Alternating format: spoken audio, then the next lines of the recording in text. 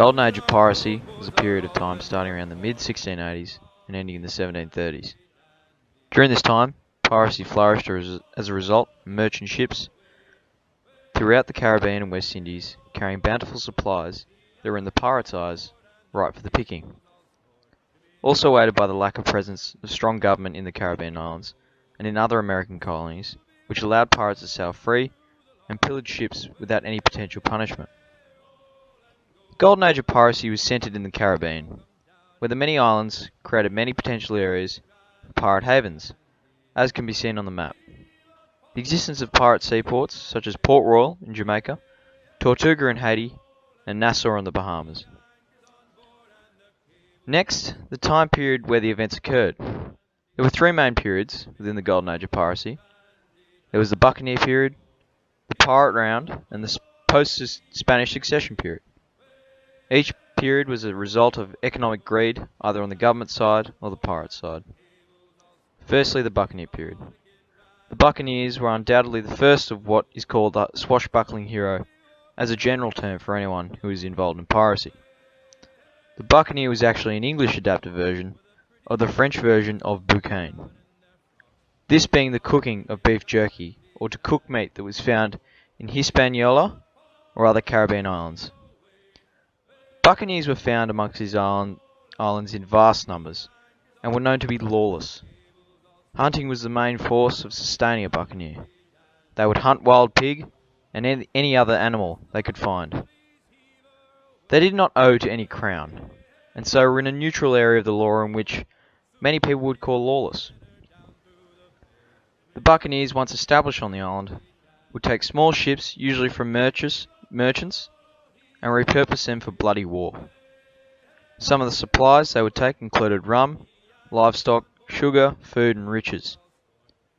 Thus the reputation of the buccaneer was born, and would reign over modern interpretation, constantly tarnished and ever-changing by modern literature and film. The British at the time were gaining a purchase in the region, hoping to take the cold face of the Spanish. Consequently, the notion of the buccaneer was highly alluring to the British capitalists, hoping to take the island for trade.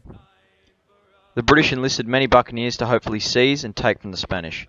Pardons were given to the buccaneers, which allowed them to plunder the Spanish under legal absolution. Hence the low-cost force of the British was born, commencing the privateer life. The buccaneers would give a percentage of their profits to the governor, who issued the pardon, and keep on sailing, therefore attracting very large sums of money, and taking larger and larger ships. The buccaneers were regarded by England as a low-cost way of making profit, while also petrifying the Spanish in the Caribbean.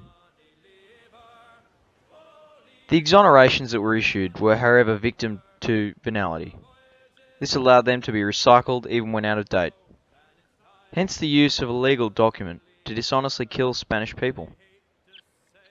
The idea of a buccaneer today is lionized immensely.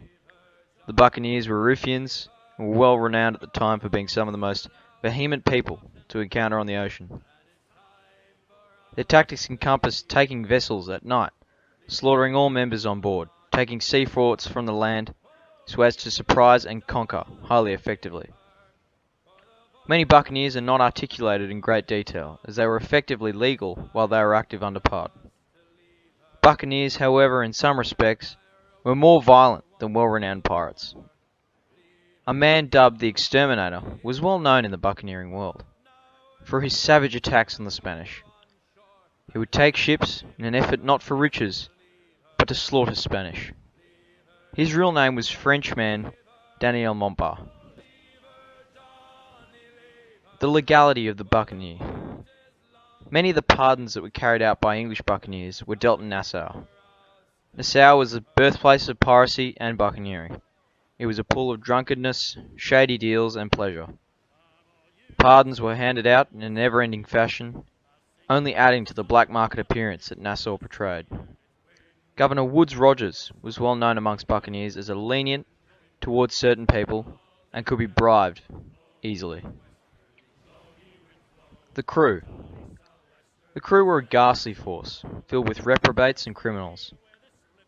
They were untied to any religion, and were sometimes on the hunt for riches, however, would divulge in the killing of many men aboard Spanish ships and even merchant vessels. Buccaneers were soon to be a problem for the British. Many had become unlawful. They would attack British ships on sight. Thus began the era of piracy, in which the power changed from the British attacking the Spanish to the powers of Europe versus pirates, formerly buccaneers. The post-Spanish succession period. This period of piracy came as a result of the War of Spanish Succession, also known as the Queen Anne's War. After the war, there were many sailors who were relieved of duty and left unemployed in the trade-rich Caribbean.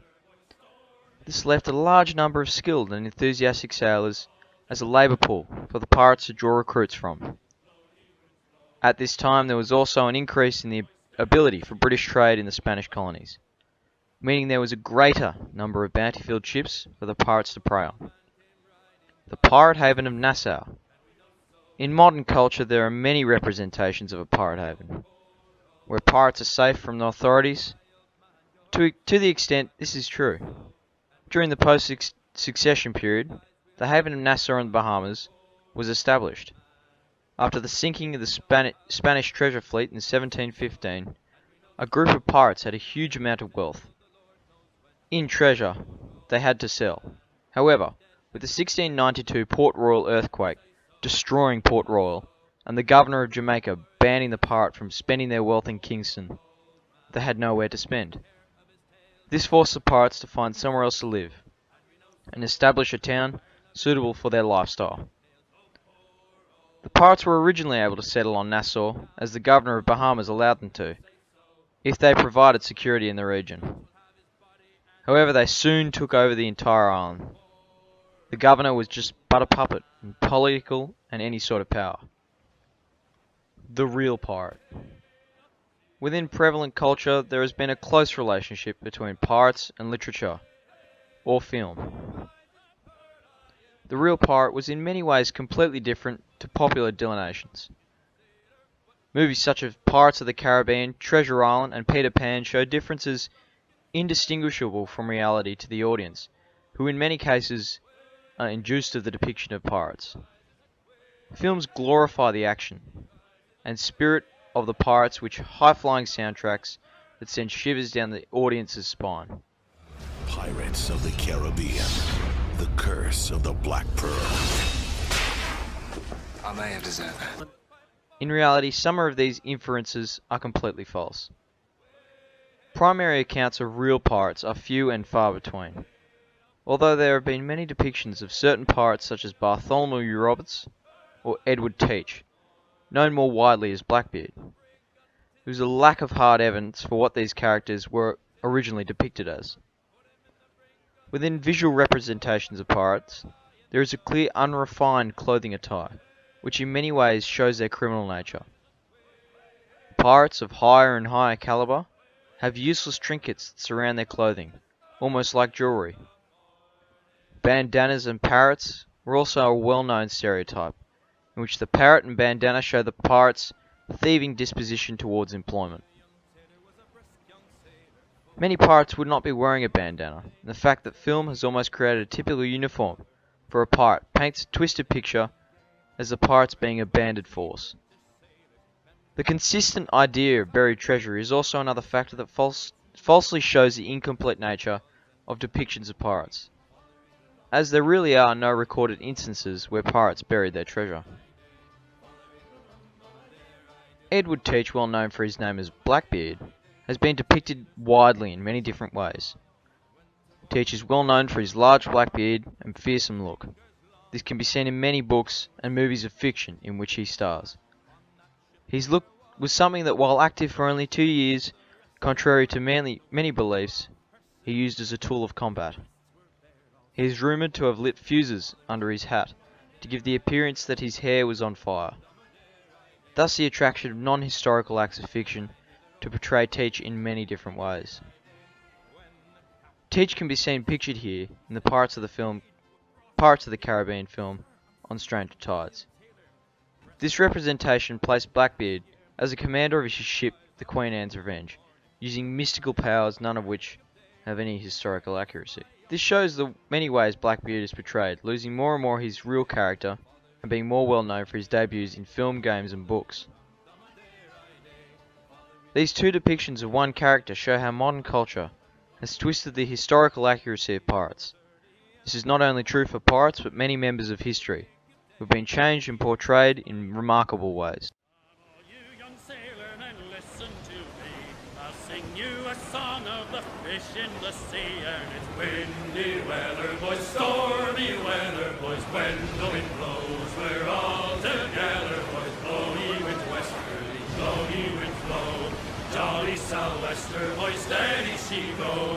Up jumps the ale with a slippery tail, climbs up aloft and reefs the topsail, and it's windy weather, boys, stormy weather, boys. When the wind blows, we're all together, boys. Blow ye wind westerly, blow ye wind flow.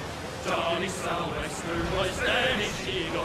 And then up jumps the shark with his 9 rows of teeth, saying, you eat the dough, boys, and I'll eat the beef. And it's windy weather, boys, stormy weather, boys. When the wind blows, we're all together, boys. Blow ye winds westerly, blow ye winds blow.